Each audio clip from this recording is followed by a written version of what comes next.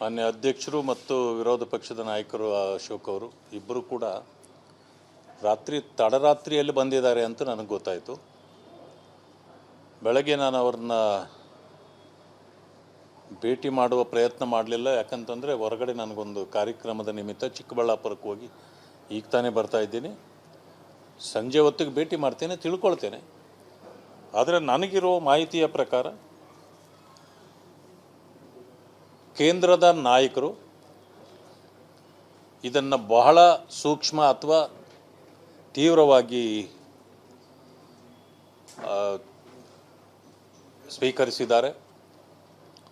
ಇಂಥ ಘಟನೆ ನಮ್ಮ ಪಕ್ಷದಲ್ಲಿ ಆಗಬಾರ್ದಾಗಿತ್ತು. ಸೊ ಅದಾದ ಮೇಲೆ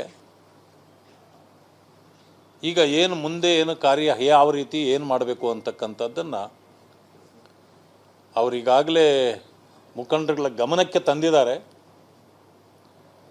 ಬಟ್ ನನಗೆ ಅನಿಸುವ ಮಟ್ಟಕ್ಕೆ ಕೇಂದ್ರದ ನಾಯಕರು ಇನ್ನಷ್ಟು ಇದನ್ನು ತೀಕ್ಷ್ಣವಾಗಿ ತೆಗೆದುಕೊಳ್ತಾರೆ ಮುಂದಿನ ದಿನಗಳಲ್ಲಿ. ಯಾರು ಈಗಾಗಲೇ ಈ ರೀತಿ ಕ್ರಾಸ್ ವೋಟಿಂಗಲ್ಲಿ ಭಾಗಿಯಾಗಿದ್ದರು ಅಂತಕ್ಕಂಥದ್ದು ಅವರಿಗೆ ಸಂಪೂರ್ಣ ಮಾಹಿತಿ ಇದೆ. ಅದೇ ಸಂದರ್ಭಕ್ಕೆ ಈಗ ಏನು ಫ್ಯಾಕ್ಟ್ ಫೈಂಡಿಂಗ್ ಕಮಿಟಿ ಒಂದನ್ನು ನೇಮಕ ಮಾಡಲಾಗಿತ್ತು. ಸಿ ಟಿ ರವಿ ಅವರು, ಮಹೇಶ್ ಅವರು, ತೆಂಗಿನಕಾಯಿ ಅವರ ನೇತೃತ್ವದಲ್ಲಿ ಅದು ಕೂಡ ಈಗಾಗಲೇ ವರದಿ ತಯಾರಿಸಿ ಅವರು ಕೂಡ ಕೇಂದ್ರಕ್ಕೆ ಒಪ್ಪಿಸೋರಿದ್ದಾರೆ. ಒಟ್ಟಾರೆ ಮುಂದಿನ ದಿನಗಳಲ್ಲಿ ಯಾರು ಇಂತಹ ಒಟ್ಟು ಕೆಟ್ಟ ಸಂಪ್ರದಾಯಕ್ಕೆ ನಾಂದಿ ಇವತ್ತು ಆಗಿದ್ದಾರೆ, ಅವರ ವಿರುದ್ಧ ಕೇಂದ್ರ ನಾಯಕರು ಖಂಡಿತವಾಗಿಯೂ ಕ್ರಮ ಜರುಗಿಸ್ತಾರೆ. ಇಂಥದ್ದಾಗಬಾರ್ದಾಗಿತ್ತು. ನಾನು ಕೂಡ ಹೇಳ್ತೇನೆ, ಯಾರೇ ತಪ್ಪು ಮಾಡಿದರೂ ಕೂಡ ಅವರ ವಿರುದ್ಧ ಕ್ರಮ ಆಗಲೇಬೇಕು. ಯಾಕಂತಂದರೆ ಭಾರತೀಯ ಜನತಾ ಪಕ್ಷದಲ್ಲಿ ಈ ರೀತಿ ಆಗಬಾರ್ದು ಅಂತಕ್ಕಂಥದ್ದು. ಅದರ ಒಂದು ವಿಷಯ ಏನಂತಂದರೆ,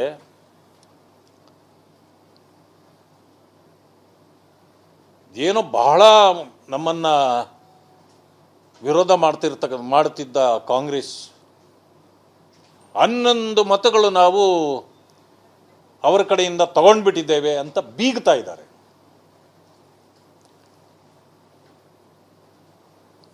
ಕ್ರಾಸ್ ವೋಟಿಂಗ್ 11 ಮಾಡಿಸಿದ್ದೇವೆ ಅಂತ ಬೀಗ್ತಾ ಇದ್ದಾರೆ.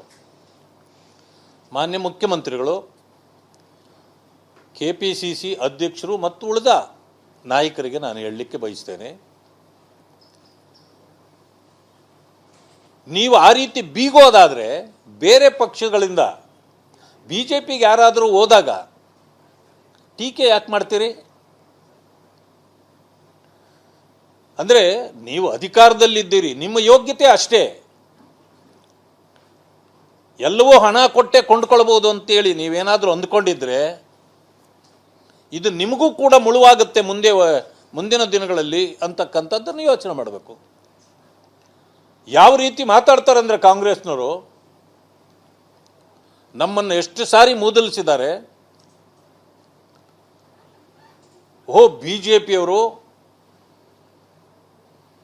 ಎಲ್ಲರನ್ನೂ ತಮ್ಮ ಕಡೆಗೆ ಸೆಳೆದುಬಿಟ್ಟು ರಾಜಕೀಯ ವ್ಯಭಿಚಾರ ಮಾಡಿಬಿಟ್ಟಿದ್ದಾರೆ ಅಂತ ಹೇಳ್ತೀರಿ.